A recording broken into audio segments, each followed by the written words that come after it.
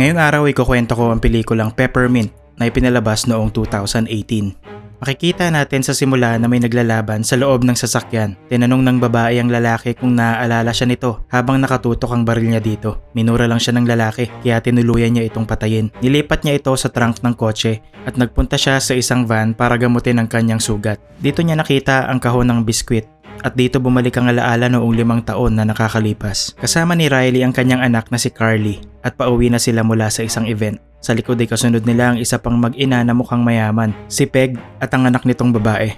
Nakipagtalo ito at nagbitaw ng mga masasakit na salita dahil lamang sa car parking. Nang umalis na ang mayamang mag-ina ay sinabi ng anak ni Riley na dapat ay sinuntok niya ang mayabang na nanay. Sinabihan naman ito ni Riley na hindi maganda ang manakit ng kapwa. Hinatid niya ang kanyang anak sa kanyang asawa na si Chris at sinabihan na siya muna ang mamahala sa birthday party nito hanggang makabalik siya mula sa trabaho. Dumating ito sa bangko na kanyang pinagtatrabahuan at sinabihan siya ng kanyang amo na mag-overtime kahit pa sinabi na nito na birthday ng kanyang anak. Samantala, ang business partner ni Chris na si Mickey ay nagyayayang pumasok sila sa isang mas risky na kasunduan o negosyo. Ayaw ni Chris sa simula ngunit napapayag ito nang sabihin ni Mickey na mas mabibigyan niya ng mas magandang buhay ang kanyang mag-ina. Gabi na nang makauwi si Riley at naabutan niya na tahimik ang kanilang bahay. Wala pa lang nagpunta sa party ng kanyang anak. Nalaman niya na nagpunta pala lahat ng bata sa party ni Peg na sinadya nito para masabotay ang party ni Carly. Para mapasaya ang anak ay niyaya ni Riley ang kanyang mag-ama na magpunta sa karnabal para doon ituloy ang kanilang celebration. Natawa naman si Carly at nangako si Chris sa kanyang asawa na magiging maayos din ang lahat. Pumunta ito sa labas para tawagan si Mickey na hindi na siya tutuloy sa napagkasunduan nila. Isa palang gang member ang nagmamasid sa mga kilos ni Chris. Tinawagan nito ang kanyang amo na si Diego. Nakasalukuyang pinahihirapan si Mickey dahil nagnakaw ito ng malaking halaga ng pera.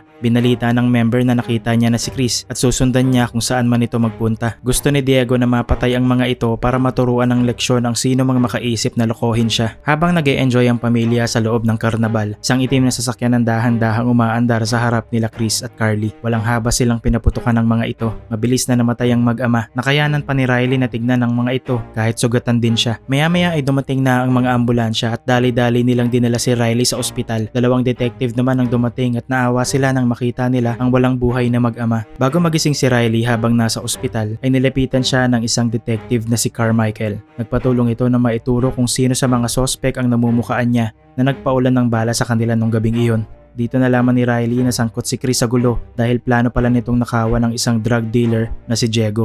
Umatras ito ngunit kumalat na ang kanyang pangalan sa kanilang gagawin na pagnanakaw. Sa litrato na inabot ng detective ay naalala ni Riley ang mga nangyari nung gabing iyon. Bago umalis ang detective ay sinabi ni Riley na naaalala niya ang mukha ng 3 lalaki sa loob ng sasakyan. Naituro ni Riley ang 3 lalaki na gumawa ng krimen sa kanyang mag-ama. Kinausap naman si Carmichael ni Moises at binalaan siya nito sa kanyang pinapasok na kaso. Ang kasamahan pala nila na dating nagtangkang bumangga kay Diego ay hindi pa rin natatagpuan hanggang ngayon. Hinala rin ito na may mga tao si Diego sa loob kaya marami ang takot na bumangga dito. Paalis na si Riley sa kanyang tinitirhan. Naging emosyonal naman siya sa isang kwarto nang makita niya ang mga ginuhit ng kanyang anak. Dumating ang abogado ng kabilang kampo at tinalok siya nito na iatras ang kaso kapalit ang malaking halaga ng pera. Nakita ng abogado ang kanyang mga gamot at sinabing baka nasa isip niya lang ang lahat at wala talaga siyang nakita sa mga mukha ng sospek. Sa galit ni Riley ay pinalayas niya ito matapos niyang ibalik ang nakasobrang pera na binigay sa kanya. Sa korte ay dinidiin si Riley ng abogadong ito. Pinaamin siyang uminom ng mga psychotic drugs na maaaring nakaapekto sa kanyang memorya. Kinukumbinsi nito ang korte na maling akala lang ni Riley ang lahat, walang katotohanan sa lahat ng statement niya. Humingi ng tulong si Riley sa kanyang abogado ngunit tahimik lang ito at walang sinabi sa korte. Nagdesisyon ng judge pabor sa mga akusado. Dito na nawalan ng kontrol si Riley sa galit at pinagsisigawan niya ang judge. Sinugod niya rin ang mga akusado at dito siya kinuryente ng gwardya. Kita mo nga naman ang kayang gawin ng pera sa mga tao. Dinala si Riley palabas ng korte at ipinagutos ng judge na sumailalim ito sa programa na makakaayos sa kanyang pag-iisip. Nasaktan si Riley at dadalhin ito sa isang facility para matulungan siya sa kanyang problema. Dito dumating si Carmichael at kinausap niya ito sa awa. Habang nasa ambulansya ay naririnig ni Riley na bangungot ang mapunta sa facility na pagdadalan sa kanya. Dito nakatakas si Riley matapos niyang hampasin ng detective sa ulo at nakatakbo palayo. Pinisita ng 2 detective ang puntod ng mag-ama ni Riley baka sakaling makita nila dito. Balik tayo sa present time. Makalipas ang 5 taon, nakita ng mga detective na nakabitin na ang 3 sangkot sa pamamaril dito rin mismo sa karnabal kung saan napatay ang mag-ama ni Riley. Kaya napagtanto nila na nakabalik na ito para maghigante. Si Lisa, isang FBI agent, nalaman nito na may pinagnakawang tindahan ng mga armas si Riley noong nakaraang araw. Sa van kung saan nagtatago si Riley ay naganda ito ng baril at mukhang may pupuntahan na naman ito. Tinawagan ni Lisa ang dalawang detective at dito natin nalaman na nagnakaw si Riley ng $50,000 sa bangko na dati niyang pinapasukan bago siya mawala. Matagal na itong naiplano ni Riley at handa siyang dalahin sa sarili niyang mga kamay ang batas dahil naging biktima ito ng baluktot na sistema nila. Nakita natin si Riley sa bahay ng judge at pinahihirapan niya ito. Nakatali ito sa isang upuan at ipinako niya ang mga kamay nito sa lamesa. Tinanong niya kung naaalala siya nito. Matagal na rin palang ganito ang galawan ng judge, lalo na kung sangkot ang isang makapangyarihang tao katulad ni Diego. Umalis si Riley sa bahay at sumakay ng bus matapos kumuha ng laruan sa display. Sa loob ng bus ay pinindot nito ang buton ng kanyang cellphone at dito sumabog ang bomba na inihanda niya para sa judge. Nalaman natin kay Detective Carmichael na naunang pinatay ni Riley ang kanyang abogado bago siya magpunta sa judge. Ito na rin simulang dumating ang mga balita kay Diego na napatay na ni Riley ang mga abogado at ilan sa kanyang mga tauhan. Inutusan niya si Cortez na lagyan ng patong sa ulo si Riley upang mapabilis ang kanilang trabaho. Apektado na ang negosyo ni Diego at tinatakot na rin siya ng kartel dahil 2 linggo na nauunsyami ang pera nila dahil sa mga ginagawa ni Riley. Sa loob ng bus ay may batang nakilala si Riley. Binigay niya dito ang laruan na kinuha niya kanina. Napansin ni Riley na lasing ang tatay ng bata kaya naman sinundan niya ito sa isang convenience store para turuan ng leksyon. Tinakot niya ito na babalikan niya kung uulit pa siyang uminom. Nangako itong magiging mabuti ng ama sa kanyang anak dahil nakita ni Riley ang ID niya. Binalaan ni Riley na wag itong pagbentahan ng kahit na ano at tinalok niya ang kahero na gagamitin niya ang sasakyan nito kapalit ng pera.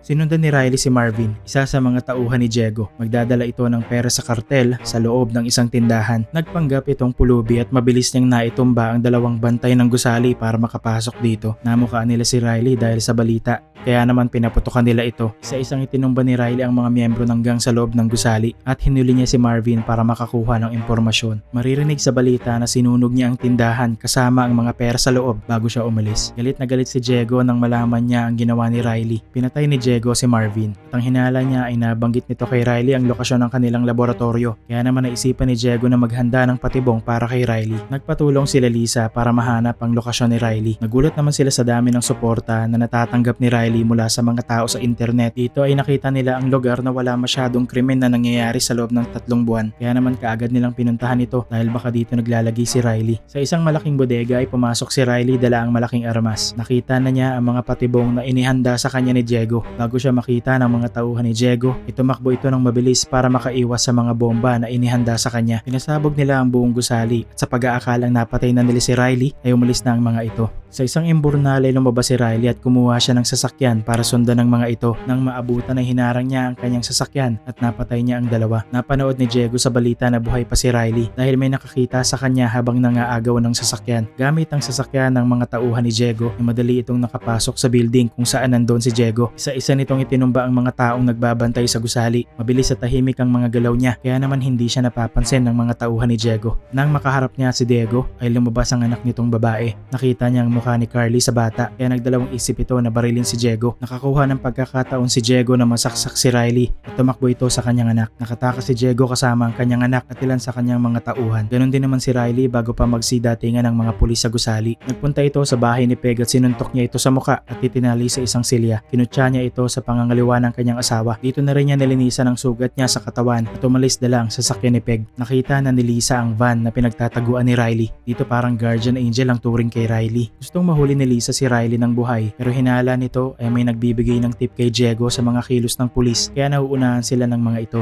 Dito siya binaril ni Carmichael. Siya pala ang tao sa loob ni Diego. Tinawagan niya si Diego at nagpadala ito ng mga tauhan para halughugin ang buong lugar. Naunahan ni Riley si Cortez at ang kasama nito. Nakita niya ang katawan ni Lisa at ginamit niya ang cellphone nito para ma-livestream ang mga nangyayari. Dito niya nailabas ang baho ng detective na nagpapanood ng maraming tao. Inimbitahan niya ang mga pulis at media kung saan siya naroon. Dito ay pinalalabas ni Diego si Riley. Kung hindi ito susunod ay papatay siya ng bata na taga doon sa lugar. Sumuko si Riley para iligtas ang buhay ng bata. Ginulpi siya ni Diego ngunit nakadampot ito ng baril. Sakto na nagdatingan ng mga pulis. Dito pinatay ni Diego si Carmichael dahil inakala nitong nagsumbong ito sa mga pulis. Nakatakas si Diego ngunit naabutan siya ni Riley. Akmang babarilin niya na ito ngunit inawat siya ng isang detective at nangakong mabubulok si Diego sa kulungan para panagutan lahat ng krimen na ginawa niya. Ngunit naalala ni Riley ang kanilang bulok na sistema at hindi siya naniwala sa detective. Sinabi ni Diego na mas matagal makukulong si Riley sa kanilang dalawa. Ang sagot ni Riley ay walang makukulong sa kanila. Dito niya binaril sa mukha si Diego at napatay niya ito. Pinaputukan siya ng mga pulis. Tinamaan nila ito ngunit nakatakas pa rin siya kahit sugatan ng buong katawan. Kinabukasan ay nakita ni Moises na pinuntahan ni Riley ang puntod ng kanyang magama. Duguan ito at nangihina na ang katawan. Nagmakaawa si Riley na hayaan na lang siyang mamatay doon ngunit dinala pa rin siya ni Moises sa ospital. Makalipas ang ilang araw, binisita ni Moises si Riley sa ospital at sinabi niya ditong maraming tao kasama ang mga pulis ang sumasang-ayon sa mga naging aksyon niya. Binigay nito ang susi sa kanyang posas at lumabas ito ng kwarto bilang pagsuporta nito sa ginawa ni Riley